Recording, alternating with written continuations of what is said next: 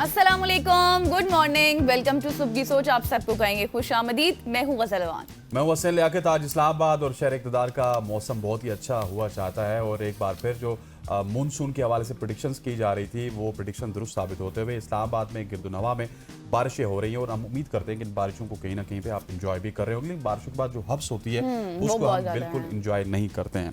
ख़वातीन वज़ात straight away अपनी stories की जारी बढ़ते हैं और आपको बताते हैं। इस्लामाबाद की मैंने बात की तो वफाकी दारुल हुकूमत इस्लामाबाद से ही आपको मैं खबर बताने लगूँ।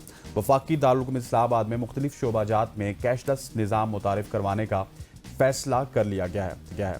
अब शहरी ऑनलाइन और डिजिटल तरीक़ों से अदायगियाँ कर सकेंगे। तफसीलात के मुताबिक chairman capital development authority Mohammad Ali Randhawa की ज़ेर सदारत अहम इजलास मुनक्किद हुआ, जिसमें CDA के मुख्तलिफ शोबाजात में कैशलेस निज़ाम नाफिज करने का फैसला किया गया। इजलास से खिताब करते हुए चेयरमैन CDA ने हिदायत दी कि इदारे में शफाफियत और सहूलत को फ़रोग देने के लिए तमाम सर्विस को जो अदायगी की जाएगी वो QR कोड्स के मुताबिक की जाएगी, उनके ज़रिए की जाएगी। और उनका कहना था कि प्रॉपर्टी टैक्स, वाटर चार्जेस, ज़मीन की मुंतकिली, पार्किंग फ़ीस और दीगर सर्विसेज की फ़ीसेस भी अब शहरी ऑनलाइन और डिजिटल तरीके से अदा कर सकेंगे। चेयरमैन ने कहा कि इस्लामाबाद को सेफ सिटी से स्मार्ट सिटी में तब्दील करने के लिए CDA पुरअज़्म है और इस मकसद के हुसूल के लिए तमाम मुमकिना इक़दाम किए जा रहे हैं। इस ज़मन में बैंकों के इश्तराक से ऑनलाइन पोर्टल और मोबाइल एप्लीकेशंस भी मुतारिफ़ करवाई जाएंगी, जिनके ज़रिए शहरी घर बैठे सर्विसेज हासिल कर सकेंगे। एग्जैक्टली और बिल्कुल ये बहुत अच्छी बात है। अब बहुत से बैंकों से भी, स्टेट बैंक हो गया और जितने भी फाइनेंशियल डिपार्टमेंट है उनसे राब्ते भी किए जा रहे हैं। इसमें सबसे बड़ा बेनिफिट क्या है कि सबसे पहले बात तो ये है कि आपकी करप्शन कम हो जाएगी। दूसरा, आप बगैर लाइनों में लगे बिल अदा अब नहीं, मतलब उसके अलावा आप अदा कर लेंगे डिजिटल तरीके से। पहले आपको क्या होता था, लाइनों में लगना पड़ता था। उसके बाद क्या होगा कि आपका टैक्स नेट बढ़ेगा, डिजिटल इकोनॉमी को फ़रोग मिलेगा।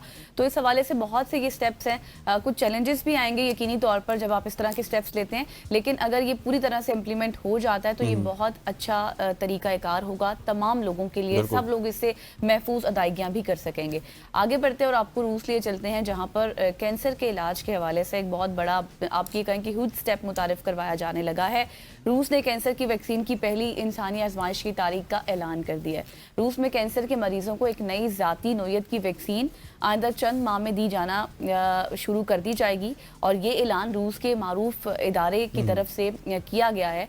और उसमें ये बताया गया है कि जो इदारे के डायरेक्टर हैं एलेक्जेंडर गिंस्टबर्ग ने ये कहा है कि ये वैक्सीन mRNA और मसनूई जहानत यानी कि AI पर मबनी एक इनकलाबी दवा है जो हर मरीज़ के जनियाती डेटा और मखसूस आपके कहीं जो ट्यूमर होता है उसकी बुनियाद पर तैयार की जाती है और सिर्फ उसी मरीज़ पर मौसर होती है जो मरीज़ अफेक्टेड होता है। और गिंस्टबर्ग ने यह भी कहा कि एक रूसी खबर रसा एजेंसी को उन्होंने ये बताया कि वैक्सीन की आजमाइशी जो मरहला होगा वो आइंदा चंद माह में मॉस्को के 2 बड़े कैंसर इदारों में उसको टेस्ट किया जाएगा और उसके ताउन से ये हम शुरू भी करने जा रहे हैं। और वैक्सीन की जो तैयारी है वो गमालिया मरकज़ में होगी, जबकि मरीज़ों पर ट्रायल्स मज़कूरा तिबी मराकज़ करेंगे। और साथ ही साथ उन्होंने ये भी कहा कि ये दवा मुकम्मल तौर पर हर मरीज़ के लिए मखसूस तैयार की जाती है और किसी दूसरे पर इस्तेमाल नहीं हो सकती। अगर ये ऐसा हो जाता है तो फिर ये पूरी दुनिया के कैंसर के मरीजों के लिए एक बहुत बड़ा स्टेप होगा। बिल्कुल ऐसी है और ये बड़ी हौसला अफजा खबर है हमारे पास रूस से। और इस तरह की खबरें जब आती हैं तो काफ़ी हौसला होता है और हम ये उम्मीद करते हैं कि ये जल्द अज जल्द मार्केट प्लेस पे आए, कमर्शियल बुनियादों पे ये हॉस्पिटल्स में आए, ताकि इनके ऊपर जब अप्लाई होना स्टार्ट होगा तो एक आम आदमी की ज़िंदगी को बहुत ज़्यादा फ़ायदा होगा। ख़वातीन वज़ात आगे बढ़ते हुए मेरे पास कुछ अच्छी खबर नहीं है। भारतीय रियासत तेलंगाना में बीवी ने YouTube वीडियो देखने के बाद शोहर के कान में कीड़े मार दवा डालकर उसको मौत की नींद सुला दिया। इंडियन मीडिया के मुताबिक मुलजिमा ने अपने जो महबूब हैं, आशना हैं, प्यार करने वाले की मदद से कत्ल की वारदात अंजाम दी। मकतूल की शनाख्त 45 साला संपत के नाम से हुई। मुलजिमा की शनाख्त रीमा देवी के नाम से हुई और जोड़े का एक बेटा और एक बेटी भी थी। रीमा देवी की बात की जाए तो एक करीम नगर में सड़क किनारे आटा फरोख्त करती हैं और मुलजिमा की दोस्ती 50 साला राजिया से हुई और बाद में दोनों में मोहब्बत परवान चढ़ी। शोर संपत को रास्ते से हटाने के लिए मुलजिमा ने YouTube पर वीडियो देखी कि कीड़े मार दवा के जरिए कैसे कत्ल किया जाता है। इसने वीडियो YouTube पे जब देखी, उससे तरीका सीखा और शोर पर आजमाने के लिए मंसूबा बनाया। 31 जुलाई 2025 को रामा देवी और राजिया मकतूल को पार्टी का बहाना बनाकर एक पुल पर ले गए जहां उसे ज़बरदस्ती शराब पिलाई गई और मकतूल नशे में धुत होकर ज़मीन पर गिर पड़ा और रामा देवी ने मौखिक फ़ायदा उठाते हुए संपत के कान में कीड़े मार दवा डाल दी, जिससे इसकी मौत वाक़ई हुई। और कॉल डेटा, मोबाइल फ़ोन की लोकेशन और CCTV फुटेजेस की मदद से पुलिस ने मुलजिमान को कत्ल की वारदात में मुलविस पाया। और जब पुलिस ने इनको शामिल तफ्तीश किया तो उन्होंने संपत को जान से मारने का एतराफ़ भी कर लिया है। डेट इज़ वेरी अनफॉर्चुनेट है और उन्होंने खुद एतराफ़ भी कर लिया है। इस तरह की खबरें बताने का मकसद ये है कि ये कुछ हो रहा है और ऐसा कुछ हो भी सकता है और मुमकिन हुआ है। ये बाकायदा तौर पर उसको मार दिया गया, फिर एतराफ़ भी कर लिया गया। ये खबर इंडिया से है, लेकिन बताने का मकसद ये है कि यहाँ पर भी कुछ इस तरह के वाक़यात होते रहते हैं। इस नौयत के ना हों, लेकिन इससे ज़्यादा नौयत के भी होते रहते हैं। बिल्कुल ऐसे ही है, बिल्कुल खैर ऐसे ही है। आगे बढ़ते हैं, अमेरिका लिए चलते हैं, जहाँ पर टीवी स्टार और साबिक मॉडल ब्रांडी ग्लेनविल की चेहरों को निखरने की कोशिश, उन्होंने अपने चेहरों को निखारने की बहुत ज़्यादा कोशिश की, लेकिन वो कोशिश उनको महंगी पड़ गई क्योंकि उन्होंने क्रीम का इस्तेमाल कर दिया और क्रीम लगाने से उनका चेहरा मुकम्मल तौर पर झुलस गया। और सोशल मीडिया पर अपनी उन्होंने एक वीडियो भी शेयर की। उस वीडियो के जरिए उन्होंने मद्दाहों को तशवीश पे मुब्तला भी कर दिया। ये आप देख भी सकते हैं, इस वक्त क्लिप्स भी चल रहे हैं उनकी वीडियो के। उन्होंने बताया कि चेहरे पर मौजूद एक पैरासाइट खत्म करने के लिए मैंने क्रीम का इस्तेमाल किया, जिसके नतीजे में चेहरे पर शदीद केमिकल बर्न हो गया।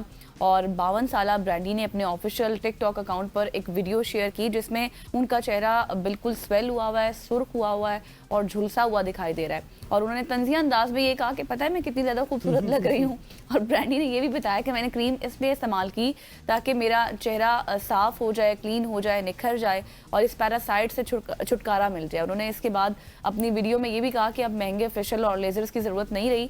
वीडियो की कैप्शन में उन्होंने ये भी खबरदार किया तमाम सारिफीन को कि ब्यूटी हैक्स अच्छे हैं, लेकिन कोई भी तरीका अपनाने से पहले आप टेस्ट ज़रूर कर लें, क्योंकि कुछ लोगों की स्किन सेंसिटिव होती है, वो जल्दी रिएक्ट कर जाती है। और मैंने सिर्फ 7 मिनट क्रीम लगाई और मेरा चेहरा जल गया। उसने मेरे बाजू की जिल्द भी जला दी और ये सिर्फ $7 की थी। मेरा ख्याल है कि ये खवातीन के लिए भी सीखने का अमल है कि आप कुछ भी कुछ भी कर लें तो क्रीम का इस्तेमाल जब आप करें तो उससे पहले उसको देख भी लें। और ये जो क्रीम इन्होंने लगाई, मेरे ख्याल है कि इसी के साइड इफेक्ट्स से उम्मीद करते हैं कि वापस ठीक होगी अपनी मद्दाओं को, क्योंकि ये आप जिस तरह देखिए पहले थी उसी आजकल तरह पसंद थी। सोशल मीडिया पे ना इस तरह की बहुत सारी फेक क्रीम्स आती हैं। रात में आप अपने चेहरा गोरा कर लें, हाथों को गोरा कर लें, और ये तमाम तरह क्रीम्स आ रही हैं इंस्टाग्राम वगैरह पे भी और लोग लेते हैं। हमने उस दिन भी डर्माटोलॉजिस्ट के साथ एक सेगमेंट किया था, उसमें भी हमने यही बात की थी। तो उन्होंने भी ये रिकमेंडेशन दी थी कि आप इस तरह के कोई हैक्स इस्तेमाल ना करें, अगर करते हैं तो आप अपने पहले स्किन को टेस्ट कर लें। बिल्कुल ऐसी है गजल। आगे बढ़ते हुए आपने एक अदाकार की बात की तो मैं दूसरे अदाकार की बात करूंगा। अदाकार ब्रूस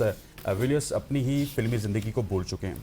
हॉलीवुड के लेजेंडरी अदाकार ब्रूस विलियस की बात की जाए तो जिन्होंने बहुत सारे फिक्शन मूवीज़ में काम किया, डाई हार्ट मूवीज़ में काम किया, और उनकी जो मूवीज़ हैं उनको बहुत ही यादगार और शानदार अदाकारी के तौर पे याद भी रखा जा रहा है। और उन्होंने अपनी शानदार अदाकारी से दुनिया को मुतासिर भी किया। अब वो अपनी माजी की शोहरत, कामयाबी और फिल्मी ज़िंदगी को पहचानने से कासिर हो चुके हैं। ब्रूस की बात की जाए तो उनकी उम्र 70 साल है और ब्रूस ने एक नायाब और तेज़ी से बढ़ने वाली दिमागी बीमारी डिमेंशिया का शिकार हैं। और ये मर्ज़ यादाश्त के हवाले से अगर बात की जाए या फिर शख्सियत और ज़ुबान पर बराह रास्त असरअंदाज होती है। ये अल्जाइमर से थोड़ी सी मुख्तलिफ है क्योंकि ये अक्सर कम उम्र जो लोग हैं उन पर हमला करती है और बहुत तेज़ी से ये बिगड़ता है। इनके ख़ानदान के मुताबिक बीमारी इस नहज तक पहुँच चुकी है कि ब्रूस अब इस हकीकत से भी नाआशना है कि वो कभी दुनिया के सबसे मशहूर अदाकारों में शुमार होते थे। ये एक दिल दहला देने वाली सूरत हाल है कि एक ऐसा इंसान जिसने कई दहाइयों तक करोड़ों दिल जीते अब अपनी पहचान और अपने फन को खो चुका है। मतलब बहुत अजीब सी बात लगती है ना कि कैसा इंसान जो इतना फेमस था, इतने फिल्म में काम किया और अब खुद को ही पहचानने में उसको इतनी मुश्किल आते हैं, पहचान ही नहीं सकता कि कभी वो इतना भी फेमस हुआ करता था। लेकिन खैर बीमारी ही इस तरह की है। आगे बढ़ते हैं।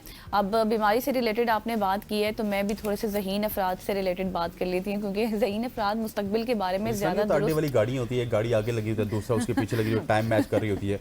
हमारा भी वही हिसाब है, एक अदाकार, दूसरा अदाकार, फिर एक बीमारी और दूसरी अब ज़हीन लोगों की बात कर लेते हैं।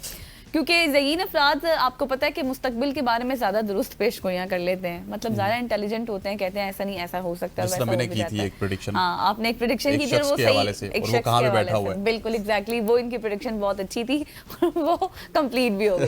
खैर, तहकीकात हुई और उसमें ये इंकशाफ हुआ कि एक नई साइंसी तहकीक से मालूम हुआ है कि बेहतरीन IQ लेवल रखने वाले अफराद ना सिर्फ ज़्यादा हकीकत पसंद होते हैं, बल्कि वो अपने मुस्तकबिल के बारे में ज़्यादा दुरुस्त और हकीकत से करीब तर पेशगोइयाँ भी कर लेते हैं। ये तहकीक मशहूर जरीदे journal of personality and social psychology में शाया हुई है, जिसे यूनिवर्सिटी ऑफ बाथ के प्रोफेसर ग्रेस डासन ने मुरतब किया है।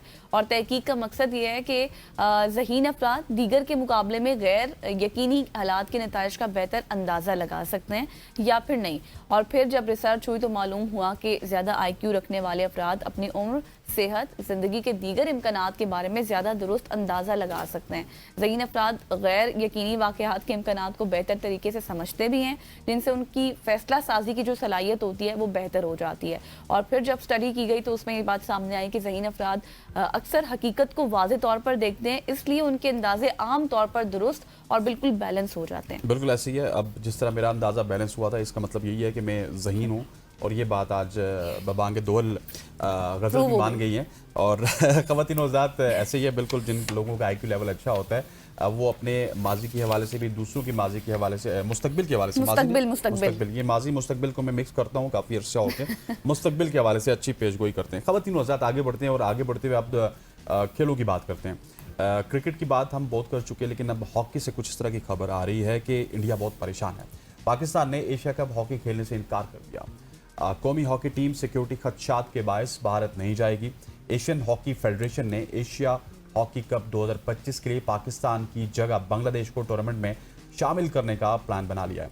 Secretary Pakistan hockey federation Rana Mujahid ने इस हवाले से कहा कि पाकिस्तान को पहले भी भारत में खेलने पर तहफ़्फ़ुज़ात थे और अब भी हैं। अपने खिलाड़ियों की जान का तहफ़्फ़ुज़ सबसे अहम है और भारतीय हुकूमत ने सिक्योरिटी देने की यकीन दहानी नहीं करवाई। उन्होंने मजीद कहा कि एशियन हॉकी फेडरेशन ने बांग्लादेश को शामिल करने पर हमें आगाह नहीं किया और पाकिस्तान हॉकी फेडरेशन अपनी हुकूमत के फैसलों को मानने की पाबंद है।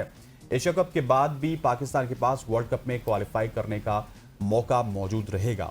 ख्याल रहे कि भारतीय इंतहा पसंद तंजीमों ने पाकिस्तान हॉकी टीम को संगीन नताइज की धमकियां भी दी थी, जिस पर पाकिस्तान ने भारत और एशियन हॉकी फेडरेशन को अपने तहफ़्फ़ुज़ात से आगाह कर दिया।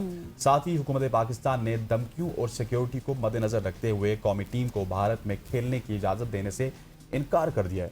एशिया कप 2025 में भारत, चीन, जापान, मलेशिया, जनूबी कोरिया, ओमान, चाइनीज़ ताइपी की टीमें शामिल होंगी, एक्शन में होंगी और टूर्नामेंट 27 अगस्त से 7 सितंबर तक भारत के शहर राजगीर में शेड्यूल है। एग्जैक्टली हमारे खिलाड़ियों की जो सेफ्टी है वो अवलीन तरजीह होनी चाहिए और वो है भी।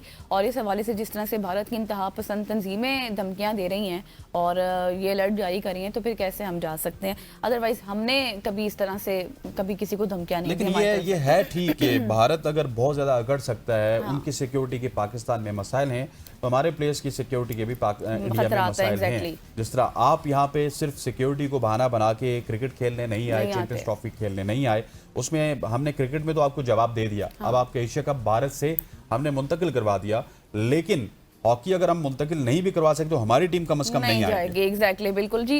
ये थी आज की हमारी सोशल स्टोरीज। उम्मीद करते हैं कि आपको पसंद आई होंगी, क्योंकि बहुत सी इंफॉर्मेशन भी थी आपके लिए, एंटरटेनमेंट भी थी और ऐसी भी थी जिसमें आपके लिए बहुत ज़्यादा सबक भी हासिल हो। तो यहाँ पर लेंगे एक ब्रेक के बाद वापस आएंगे। Stay with us.